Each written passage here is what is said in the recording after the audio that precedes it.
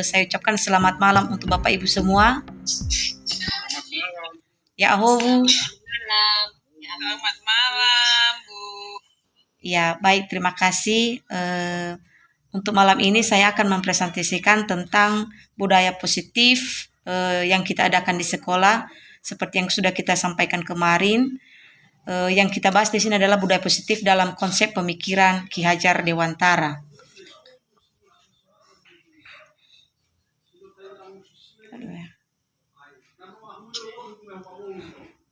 Tidak perlu lagi saya perkenalkan diri ya Bapak Ibu ya. Mungkin Bapak Ibu sudah kenal dengan saya. Di sini pada konsep inti budaya positif ini ada beberapa konsepnya, yaitu perubahan paradigma belajar, disiplin positif, nilai-nilai kebajikan, kebutuhan dasar manusia, motivasi perilaku manusia, posisi kontrol guru, keyakinan kelas, dan segitiga restitusi. Tapi yang sering dilakukan oleh para guru adalah disiplin positif, nilai-nilai kebajikan, kebutuhan dasar manusia, motivasi perilaku manusia, posisi kontrol guru, keyakinan kelas, dan segitiga restitusi. Nah, di sini Bapak Ibu, menurut Ki Hajar Dewantara pada pendidikan ini, bahwa pendidikan dikatakan merupakan tuntunan terhadap segala kekuatan kodrat, baik kodrat alam maupun kodrat zaman yang dimiliki oleh seorang anak, agar ia mampu mencapai keselamatan dan kebahagiaan yang setinggi-tingginya, baik secara manusia maupun sebagai anggota masyarakat nantinya. Nah, seterusnya Bapak Ibu, dengan pendidikan yang dilakukan, maka KHD mempercayai bahwa untuk menciptakan manusia beradab itu, maka pendidikan adalah merupakan salah satu kunci untuk mencapainya. Jadi berdasarkan pendidikan itu, maka terciptalah manusia menurut KHD.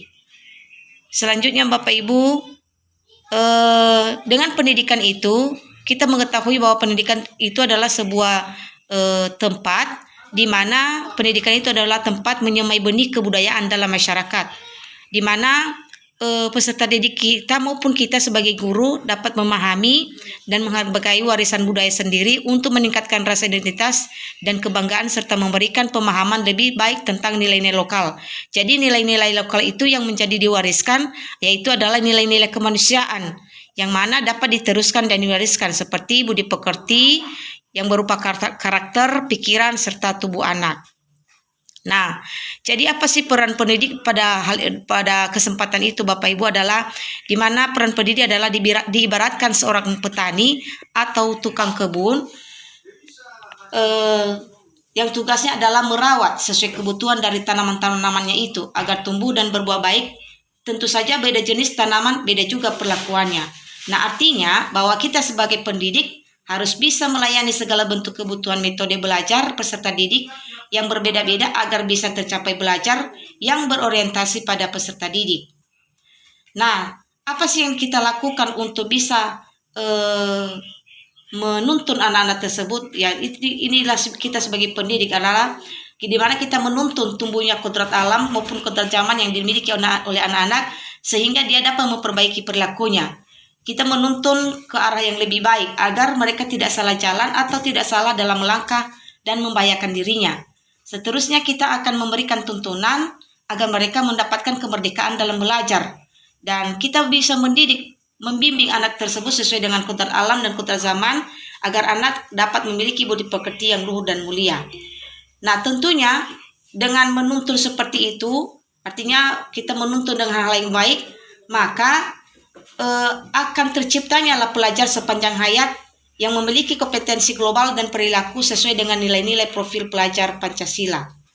Nah, apa sih profil pelajar Pancasila itu Bapak Ibu? Ini dia: beriman, bertakwa kepada Tuhan Yang Maha Esa, dan berakhlak mulia, berkebinekaan global, bergotong royong, kreatif, bernalar kritis, dan mandiri. Nah, agar tercapai tujuan daripada profil Pancasila itu Bapak Ibu, maka ada beberapa hal yang harus kita lakukan sebagai pendidik, yaitu pertama, ingar sosum tulodo, di mana kita adalah menjadi teladan, menjadi contoh bagi peserta didik ataupun bagi rekan-rekan yang lain, misalnya baik dari perilaku, baik dari perkataan kita. Jadi itu adalah merupakan kita berikan hal yang terbaik agar kita bisa menjadi teladan. Di situ lagi ada ing madya mangunkarso, artinya kita memberikan motivasi, memberikan atau membangkitkan semangat belajar anak-anak. Misalnya kita memberikan ide yang mendukung atau kita menciptakan suasana yang kondusif agar peserta didik terus belajar. Dan ketiga, tuturi handayani, di mana kita dari belakang memberi dorongan dan dukungan moral serta semangat. Nah, untuk menciptakan ini semua Bapak Ibu, maka hal yang perlu kita lakukan adalah melakukan atau menerapkan budaya positif di sekolah.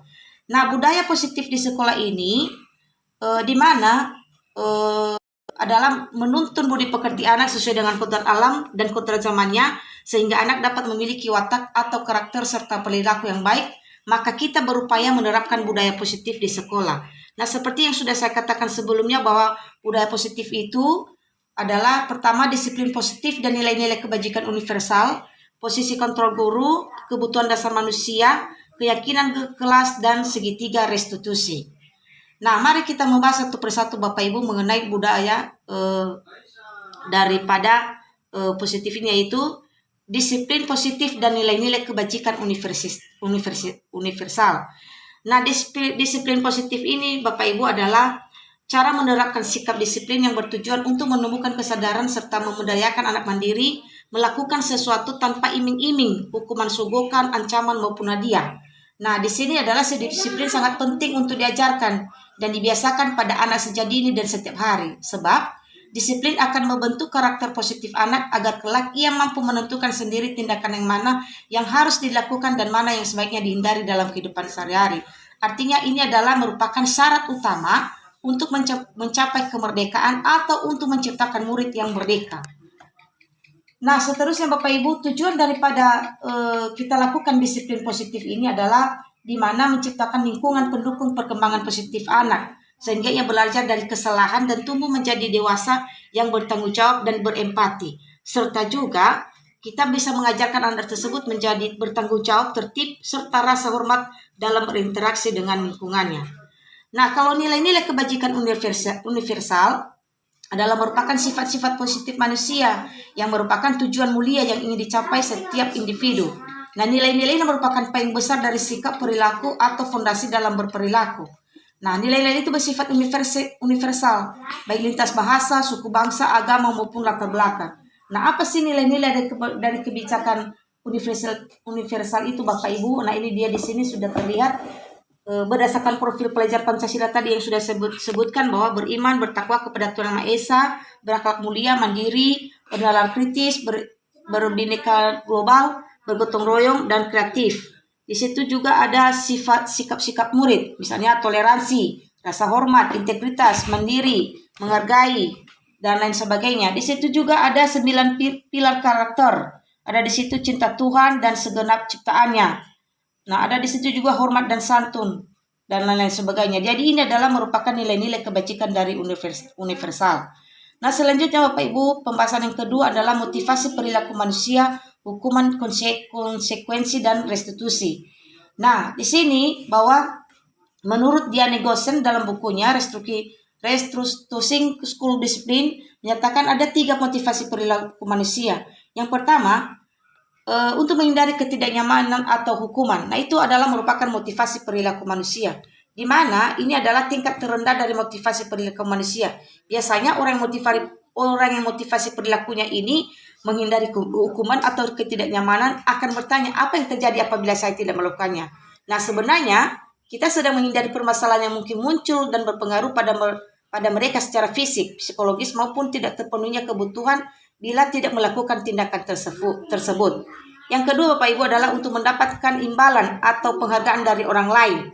Nah, satu tingkat di atas motivasi yang pertama di sini orang berperilaku untuk mendapatkan imbalan atau penghargaan dari orang lain.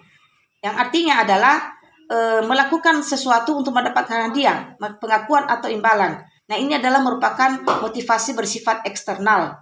Dan yang ketiga, untuk menjadi orang yang mereka inginkan dan menghargai diri sendiri dengan nilai-nilai yang mereka percaya. Nah, di sini juga Bapak Ibu adalah merupakan motivasi yang akan membuat seseorang memiliki disiplin positif karena motivasinya berperilakunya bersifat internal bukan eksternal. Nah, selanjutnya Bapak Ibu, restitusi. Di sini dikatakan bahwa Restitusi adalah proses menciptakan kondisi bagi murid untuk memperbaiki kesalahan mereka sehingga mereka bisa kembali pada kelompok mereka dengan karakter yang lebih kuat. Nah, sedangkan pada hukuman Bapak Ibu, mungkin kita melihat di sini bahwa hukuman itu bersifat tidak terencana atau tiba-tiba. Nah, anak ataupun murid tidak tahu apa yang akan terjadi dan tidak dilibatkan. Nah, hukuman ini bersifat satu arah dari pihak yang guru yang memberikan dan murid hanya menerima suatu hukuman tanpa melakukan suatu kesepakatan atau pengarahan dari pihak guru, baik sebelum atau sesudahnya. Hukuman yang diberikan bisa berupa fisik maupun psikis. Murid anak disakiti oleh suatu perbuatan atau kata-kata, artinya bukan hanya fisiknya, termasuk juga kata-kata. Nah, sementara Bapak Ibu, di situ sementara dalam konsekuensi itu sudah terencana atau sudah disepakati, sudah dibahas atau disetujui oleh murid dan guru. Itu nanti termasuk keyakinan yang akan kita bahas selanjutnya. Nah, selanjutnya Bapak Ibu, kita masuk pada keyakinan kelas. Ini adalah termasuk juga keyakinan yang akan kita buat dalam kelas kita nanti masing-masing. Nah, apa sih itu daripada keyakinan kelas Bapak Ibu? Adalah suatu kesepakatan yang dibuat bersama dengan murid-murid. Nah, apa sih dampak daripada keyakinan kelas itu? Nah, ini adalah pertama, meningkatkan motivasi belajar murid. Nah, itu adalah pertama ya, keyakinan kelas dibuat bersama murid akan membuat merasa memiliki kelas tersebut. Nah, kedua, menciptakan lingkungan belajar yang positif. Artinya, keyakinan kelas yang positif akan membantu menciptakan lingkungan belajar yang positif di kelas. Terus ketiga, mengembangkan disiplin diri. Artinya mematuhi keyakinan kelas yang telah mereka buat sendiri. Keempat, meningkatkan kerjasama dan gotong royong murid. Artinya, meningkatkan pada kerjasama dan gotong royong akan membantu murid untuk belajar bekerjasama dan saling membantu satu sama lain. Artinya, keyakinan ini adalah merupakan tanggung jawab bersama. Nah, selanjutnya Bapak Ibu, restitusi posisi kontrol. Nah, di sini adalah merupakan posisi guru. Seperti yang sudah saya sampaikan kemarin itu bahwa posisi biasanya itu penghukum bisa menggunakan hukuman fisik maupun verbal. Nah, orang-orang yang menjalankan posisi penghukum senantiasa mengatakan bahwa sekolah memerlukan sistem atau alat yang lebih menekan murid-murid lebih dalam lagi. Nah, guru-guru yang menerapkan posisi penghukum akan berkata, patuhi aturan saya atau awas, kamu selalu saja salah. Selalu, pasti selalu yang terakhir selesai. Nah, mungkin saja kita berada pada posisi sebelum ini. Ya, saya sendiri juga merasa saya pernah merasa berada pada posisi penghukum. Jadi seharusnya guru di sini adalah percaya hanya ada satu cara agar pembelajaran bisa berhasil, yaitu cara dia. Artinya kita tidak menyadari bahwa hukuman itu adalah atau posisi kita dalam hal itu adalah membuat peserta didik menjadi takut. Nah, yang kedua, membuat orang merasa bersalah. Nah, kita di sini posisinya kita bersuara lembut. Memang kita baik, kita kita berikan teguran kepada anak tersebut. Misalnya kita bersuara lebih lembut. Nah, pembuat orang merasa bersalah akan menggunakan keheningan yang membuat orang lain merasa tidak nyaman, bersalah atau rendah diri. Jadi seakan-akan kita merendahkan diri pada hadapan anak itu. Sebenarnya salah, ya. Kadang-kadang kita melakukan kata-kata adalah, ibu sangat kecewa sekali dengan kamu. Berapa kali bapak harus memberitahu kamu ya? Gimana coba kalau orang tua kamu tahu buat begini? Nah, ini juga kita pernah melakukan hal ini. Nah, sebenarnya penilaian diri ini ada buruk tentang diri mereka atau tentang diri daripada juga harga diri anak-anak tersebut. Nah, artinya seakan-akan kita membuat mereka mengecewakan orang-orang yang disayanginya. Nah, teman, kalau di sini juga kita berada pada posisi teman. Artinya di sini kita tidak akan menyakiti murid, namun akan tetapi berupaya mengontrol murid melalui persuasi. Nah, posisi teman pada guru bisa negatif ataupun positif. Nah, positif di sini berupa hubungan baik-baik terjalin antara guru dan murid. Guru di posisi teman menggunakan hubungan baik dan humor. Jadi kita bisa kita bisa bercanda bersama, itulah yang namanya teman. Nah, tapi di posisi seperti ini juga memang agak tidak baik juga ya. Seperti di situ ada katanya, ayo bantulah demi bapak ya. Jadi seakan-akan kita memberikan umpan memberikan iming-iming ya. Nah, ayo ingat tidak bantuan bapak selama ini. Jadi seakan-akan kita menagih kalau kita sudah membantu menagih lagi dia. Nah, ya sudah, kali ini tidak apa-apa, nanti ibu bantu bereskan. Jadi seakan-akan kita juga membiarkan hal itu. Nah, hal yang negatif dari posisi ini adalah bila suatu saat guru tersebut tidak membantu, maka murid akan kecewa dan berkata, oh, saya pikir bapak ibu yang teman saya. Nah, itu bapak ibu ya. Nah, selanjutnya monitor. Kalau kita posisi dalam posisi pemantau atau monitor ya, artinya kita mengawasi. Nah, pada saat kita mengawasi, kita bertanggung jawab atas perilaku orang-orang yang kita awasi. Posisi pemantau berdasarkan pada peraturan-peraturan dan konsekuensi. Nah, dengan menggunakan sanksi dan konsekuensi tidak dapat bisa kecer. Nah, di sini posisi kita adalah sebagai mentor, di mana kita berbuat sesuatu bersama dengan murid, mempersilahkan murid mempertanggungjawabkan perilakunya, mendukung agar dapat menemukan solusi atau permasalahannya sendiri. Jadi pada posisi ini sebenarnya sebagai manajer itu sangat baik. Ya, karena kita memiliki keterampilan di mana kita lalu di posisi teman maupun pemantau, dan dengan begini bisa jadi sewaktu-waktu tertentu kembali kepada kedua posisi tersebut. Jadi di sini ada beberapa seorang manajer akan berkata bahwa apa yang kita yakini, artinya seperti keyakinan kelas yang kita buat. Mungkin kita bisa mengingatkan dia kembali. Apakah kamu meyakininya? Jika kamu meyakininya, apakah kamu bersedia memperbaikinya? Jika kamu memperbaikinya, hal ini menunjukkan apa tentang dirimu? Nah, itu adalah dari kelima posisi ini Bapak Ibu, mungkin Bapak Ibu sendiri yang menilai diri Bapak Ibu sendiri. Nah, jadi yang lebih bagusnya di sini adalah menurut saya adalah manajer. Nah, selanjutnya Bapak Ibu yang terakhir adalah segitiga restitusi. Nah, segitiga restitusi di sini adalah merupakan salah satu memperbaiki diri untuk mewujudkan disiplin diri. Nah, di sini segitiga restitusi adalah proses menciptakan kondisi bagi murid untuk memperbaiki kesalahannya sehingga karakter mereka lebih kuat ketika kembali kepada kelompoknya. Nah, apa saja daripada segitiga restitusi itu Bapak Ibu adalah pertama, menstabilkan identitas. Nah, kalau menstabilkan identitas di situ adalah mengubah identitas anak dari orang gagal karena melakukan kesalahan menjadi orang sukses. Jadi anak yang melanggar peraturan karena sedang mencari perhatian adalah anak yang sedang mengalami kegagalan. Nah, artinya di sini seperti yang sudah saya lakukan sebelumnya, saya sudah juga melakukan segitiga restitusi ini, di mana pada siswa kalau misalnya dia melakukan kesalahan kita memanggilnya. Jadi artinya kita bikin kalimat-kalimat yang kita buat yang ada di situ, misalnya kan berbuat salah itu tidak apa-apa, tidak ada manusia yang sempurna. Saya juga pernah melakukan kesalahan seperti itu. Kita bisa menyelesaikan ini. Artinya kata-kata ini yang kita pakai dalam menstabilkan identitas kalau kita menyelesaikan masalah yang dihadapi oleh siswa. Yang kedua, validasi tindakan yang salah. Nah, kalau validasi tindakan yang salah artinya di sini Bapak Ibu kita menemukan sebenarnya masalah apa yang ditemui oleh anak tersebut. Ya, dengan di situ kita menggunakan kalimat-kalimat yang ada di sini, misalnya, padahal kamu bisa melakukan yang lebih buruk dari ini ya. Kamu pasti punya alasan mengapa kamu melakukan hal itu. Artinya kita cari tahu alasan kenapa dia melakukan hal demikian. Nah, yang ketiga Bapak Ibu adalah menanyakan keyakinan. Artinya kita mengingatkan keyakinan yang sudah kita buat di dalam kelas. Misalnya, apa yang kita percaya sebagai kelas atau keluarga. Apa nilai-nilai umum yang kita telah sepakati. Nah, artinya kita mengingatkan anak itu bahwa keyakinan yang kita buat itu adalah mari kita bersama-sama meyakininya, bertanggung jawab untuk melakukannya. Nah, jadi demikian Bapak Ibu tentang tentang presentasi yang sudah saya laksanakan malam ini, dan sebagai kata motivasi bagi Bapak Ibu guru di sini sudah saya bikin di sini adalah menjadi guru tidak hanya cerdas secara intelektual saja, namun juga harus cerdas secara spiritual dan emosional, karena guru adalah profesi yang memanusiakan manusia. Jadi berdasarkan tadi daripada filosofi pendidikan Ki Hajar Dewantara dan dikaitkan dengan budaya positif, artinya anak-anak itu kita bisa, peserta didik kita di sekolah bisa kita bimbing, kita tuntun menjadi anak berhak mulia, berpotensi dan unggul. Jadi demikian Bapak Ibu, kalau ada pertanyaan kami persilahkan.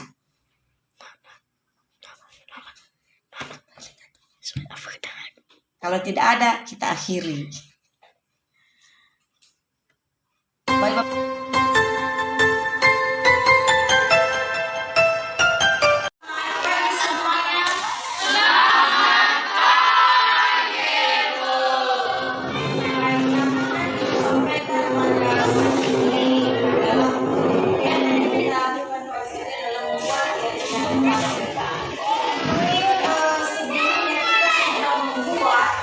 Tapi kita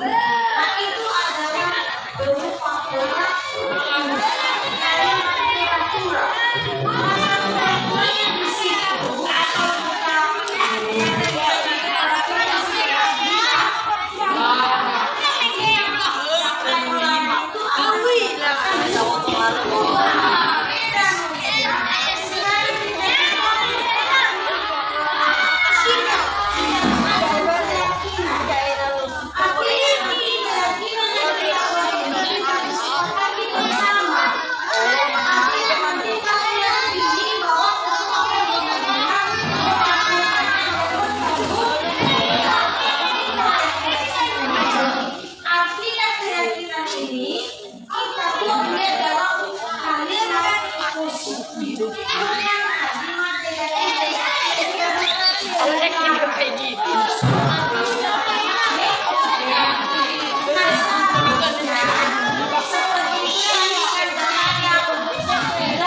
Merusak barang iman dan menyebabkan dosa. Contohnya, kalimat positif itu bagaimana? Menjaga barang milik orang lain. Itu kalimat positifnya. Bisa dimengerti? Bisa. Artinya nanti kita buat dia dalam bentuk kalimat positif. Nah, jadi untuk teman-teman, ibu akan memberikan kertas ini. Tulis nanti di dalam kertas ini satu orang satu keyakinannya. Ya, satu orang satu keyakinan. Buat dalam kertas ini akhirnya sesuai dengan keyakinan yang kita akan buat dalam kelas. Dalam kelas keyakinan nanti adalah kita yakini yang benar-benar kita laksanakan dan benar-benar kita berkabung. Jadi ibu akan memberikan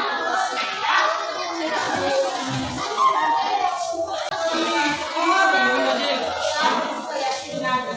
Buat dia dalam bentuk kalimat positif.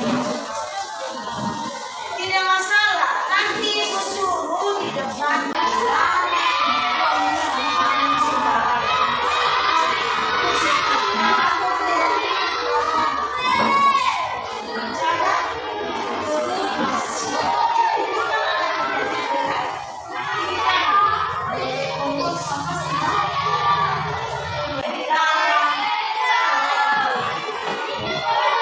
Jangan, tidak boleh. Jangan dipakai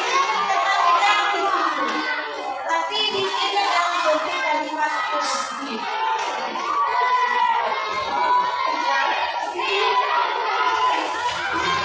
Ibu tulis selama hanya satu.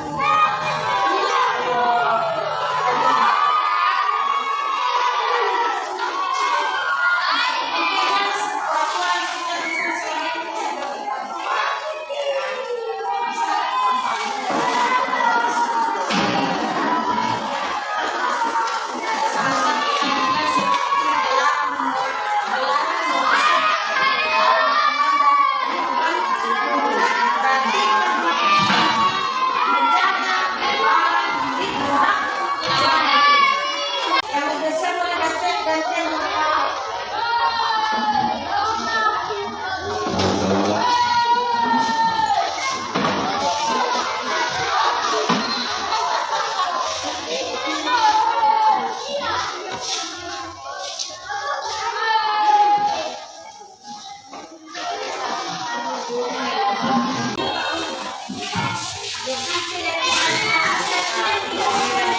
Ini sensi untuk membacakan silakan jelaskan baik-baik.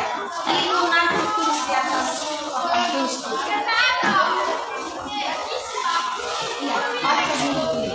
Yang pertama. Iya, kamu baca sama teman-teman. Pertama yaitu menjaga menghargai sesama teman. Nah, bagaimana dengan kalimat itu? Menjaga hubungan kelas dan teman, menghargai sesama teman. Yang kita gunakan mana di situ? Menghargai sesama teman. Menghargai sesama teman. Oke, sampai.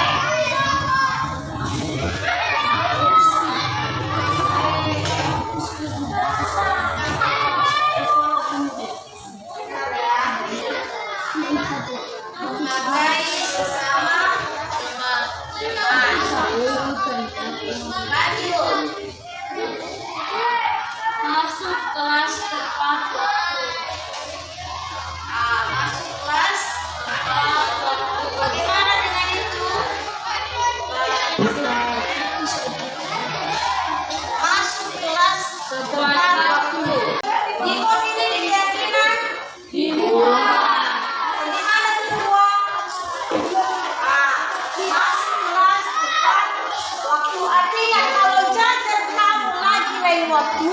Kalau tidak tepat masuk kelas, berarti kamu sudah melanggar keyakinan kamu sendiri, bukan keyakinan orang lain. Karena kadang itu, ini berjajan uang. Atau di kamu ini ada usul belakang dan suami. Masuk kelas tempat.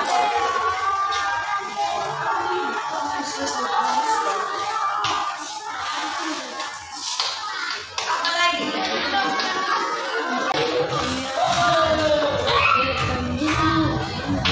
Bagaimana? Atau tepat waktu. Menentukan tugas tepat waktu.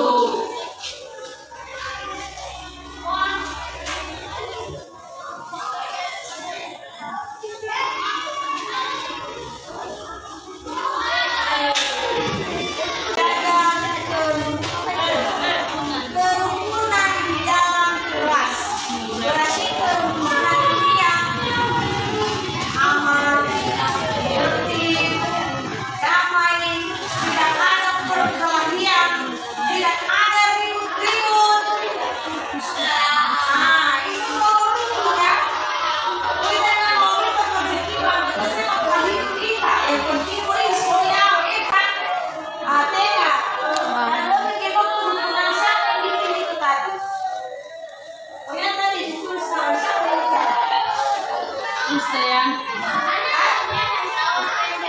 di jalan raya. Sekali lagi pada kegiatan ISPA ini jangan ada yang lari-lari di jalan raya. Silakan kelas. belajar profesional Iya, masuk begitu ya. Masuk di dalam kelas.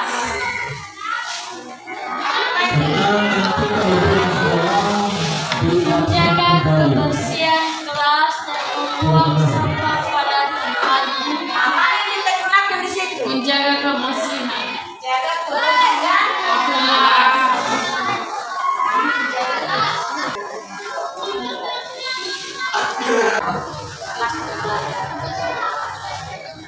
Jadi ini adalah keyakinan yang sudah kita buat. Keyakinan ini adalah kesepakatan kita bersama. Ya. Pertama adalah menghargai sesama teman. Kedua, masuk kelas tepat waktu. Tiga, mengumpulkan kelas tepat waktu.